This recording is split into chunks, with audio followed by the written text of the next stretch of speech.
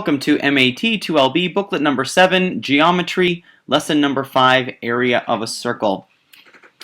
So area of a circle is similar to the area of a triangle and a rectangle in that we need to use a formula to calculate it. And the area of a circle, I've included in the note here, I'll just highlight it. The area of a circle is equal to pi times r squared. And if you see that, remember that pi symbol, we talked about the pi symbol back when we were talking about calculating circumference, which was lesson number 2. We were talking about how to find the distance around the outside of a circle. We need to use the pi variable. We need to use it again here when we're talking about area. That's one of the variables we need to use. The other one is going to be the radius. We always need to get the radius. And as we remember from that lesson 2, the radius is any point from the middle of the circle. So I'm looking at our first example here. Any point from the middle of the circle to any point around the outside. So this could be a radius here, or here, or here. Basically any straight line from the middle of the circle to any point on the circumference. So that's how we can identify a radius. So in our first example, we're tasked with finding the area of the following circle to the nearest hundredth. So that's two place values to the left of the decimal place. So let's start, as I said, by filling in the variables that we know. And for pi, we're going to be using, as before, 3.14. And the radius of our circle, which we've already talked about, is going to be 45 inches. So now that we have these two variables articulated and defined, let's start with the formula. So the area is going to equal pi times the radius squared. So the first thing we're going to do now is take these values and substitute them in. So we know pi is going to be 3.14 times our radius, which is going to be 45, and we are going to square that value. And we're going to type this into our calculator. So if we have 3.14 times 45 squared, that will give us 6,358.5. The units of measure are inches, and as with all area, these will be inches squared, since we're multiplying the two dimensions together to get our area itself. And this is rounded to the nearest tenth as it happens, or tenth is the last place value that we have, so we're good. We rounded it as much as we can. Let's have a look at example A. Same idea, we're going to fill in the variables that we know. So we need pi and we need the radius. Well, pi we already know. We're going to be using 3.14 for that. And here is our radius going from the center to the outside. That means our radius for this circle is going to be 21 centimeters. Now we start using the formula. The area will equal pi times the radius squared. The area of this circle will be 3.14 times 21 squared. And now we type this into our calculator. So 3.14 times 21 squared equals 1,384.74 unit of measure, centimeters. And because we're talking about area, it will be centimeters squared. So that is our area. It's rounded to the nearest hundredth already. So we're in good shape for example A. What I'd like you to do here is hit pause in the video and try B on your own. And when you've got an answer, come on back and we'll see how you did. All right, you're back. Let's get a look at this.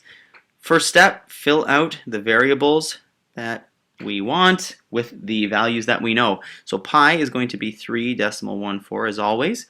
Our radius, which in this circle is the length from the middle to any point on the circumference, that tells us in this circle it's going to be 50 feet. Now let's start using our formula.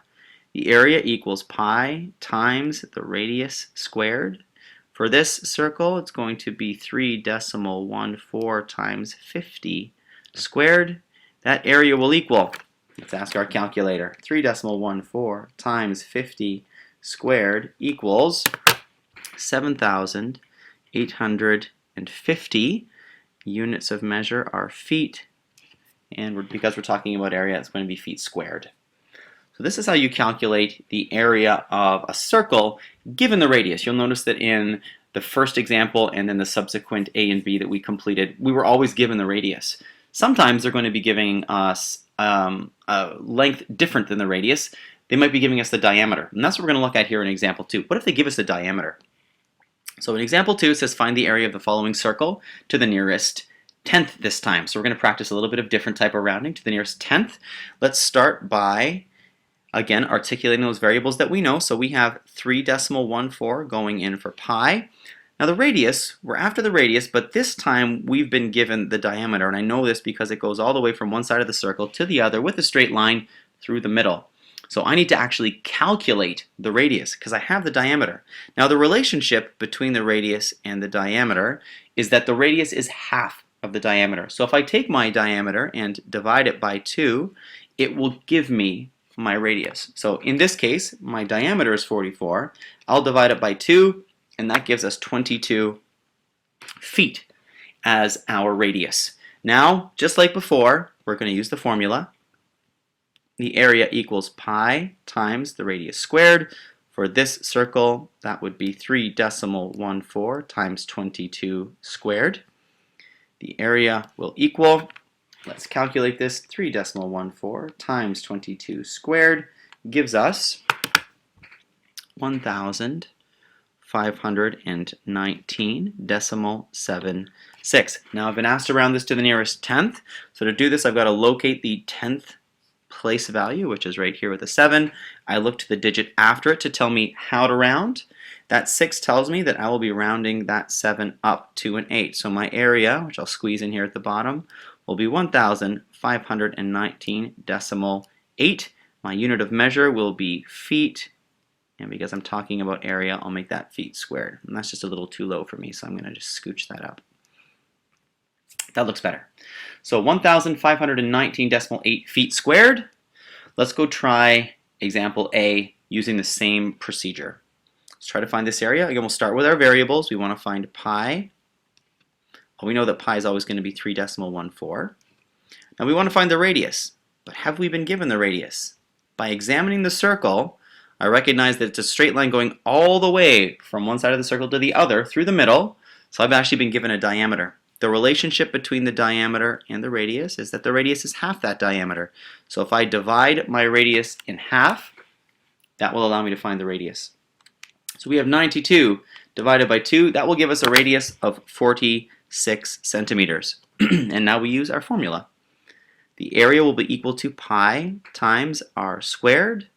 The area of this circle will be 3.14 times 46 squared. And let's use our calculator and do that calculation. So 3.14 times 46 squared gives us 6,644.24. Again, we need to do a little bit of rounding here. So I find the place value I want to round to, which is tenths. I look to the digit after it, which is a 4 in this case, to tell me how to round that. In this case, the 4 tells me that I'm going to keep that to the same. I'm going to round down. And my unit of measure is going to be centimeters squared. And that's my final answer. I'd like you here to hit pause and take a crack at B on your own. When you've got an answer, come on back and we'll see how you did. All right, you're back. Let's start with those variables. Pi, we know, will be setting equal to 3.14. In looking at this circle, have we been given a radius? Well, I see a line that goes all the way through, so we've actually been given a diameter. I know that if I divide that diameter in half, I will get the radius. So I take that 54, I divide it by 2, it gives me a radius of 27 meters. And now I can start using my formula. The area equals pi times r squared. Area of this circle will be 3.14 times 27 squared. Now let's crack out the calculator and do that calculation.